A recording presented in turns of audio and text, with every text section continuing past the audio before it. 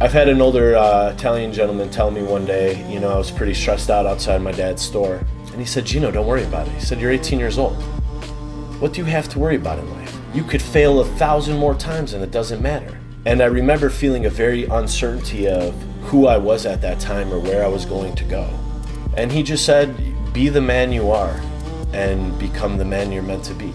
And I told myself this as, some bullshit quote for God knows how many years, until one day I really started to believe it. I didn't need anyone to tell me who I am, because I know who I am on the inside. I don't need to prove it to anybody.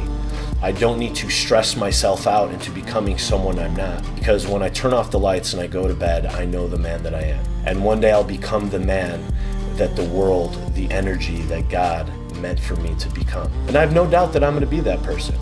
Hopefully that person's a widely successful, very awesome, intelligent, good-looking person.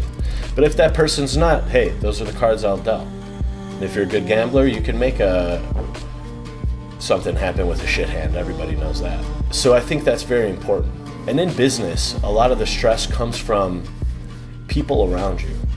My dad had a good saying, though it's really remedial in Italian, but he said, everyone wants to blow fire out of someone else's asshole.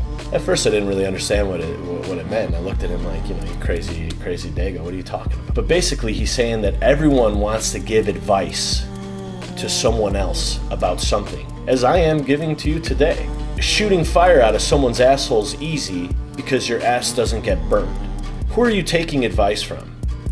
Take advice from people that have done it. I talk and try to associate myself, especially in my early 20s, of figuring out who I was and how I'm going to make these businesses happen. Learning from people that are older than me, people that have done it before, people that know what it's like to be broke, to be living out of a U-Haul for several months, to be going to Aldi instead of Jewel because Kraft mac and cheese is $1.19 more expensive than Cheese Club at Aldi.